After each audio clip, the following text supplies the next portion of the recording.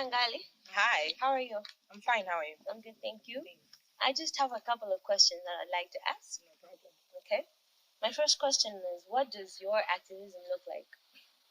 My activism involves speaking out. Okay. That means going to different communities, speaking out in those various communities, discussing the various problems that they're facing and solutions that they can use to deal with those problems.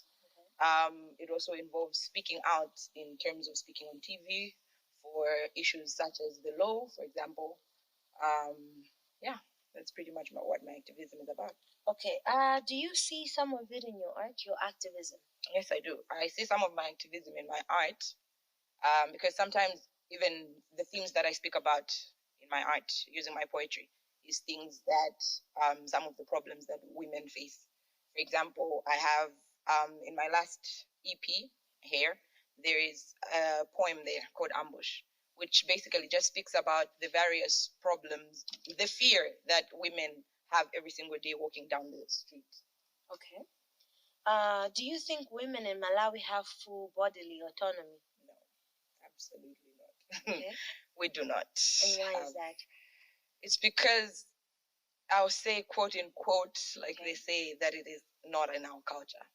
All right. Granted, I don't think that is the correct response. It's just that it is not in our norm. It's not how it has been done in our tradition, that women have had the right to speak up for their own bodies or even anything that involves them.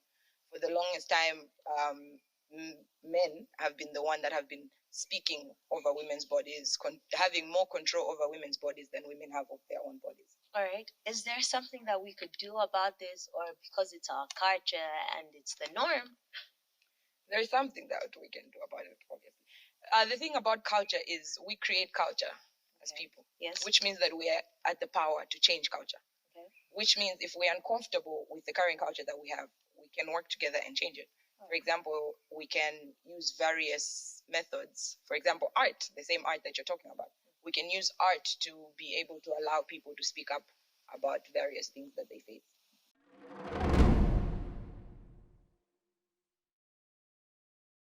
Who controls the frame as far as the narrative of women's bodies is concerned?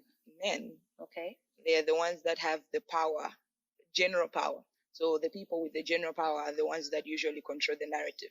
So if men are the ones that have the power, it means that they'll be the ones to control the narrative, or including the narrative of women's bodies. All right.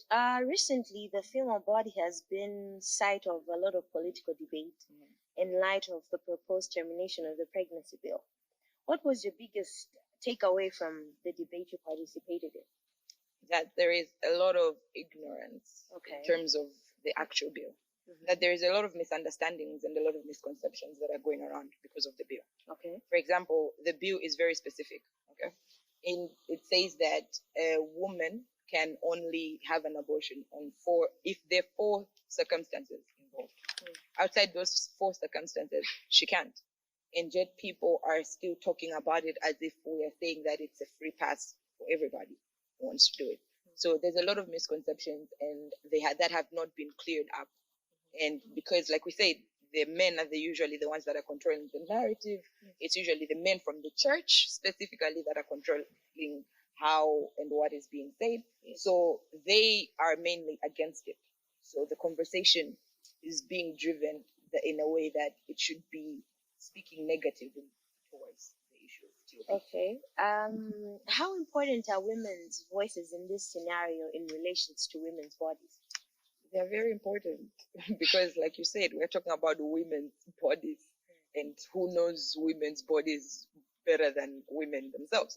We know what happens to our bodies. We know the problems that we experience. We know which means we are capable of coming up with the solutions to the problems that we experience. So, yeah. Very important. It's very highly important. Okay. How can we use art to clear these misconceptions that are there about this pregnancy bill? We can use art in various forms. Like, art comes in various forms. We can use it through poetry, for example, or even music, where we can do various jingles that's pretty much just explain what is happening. We can use stories, for example.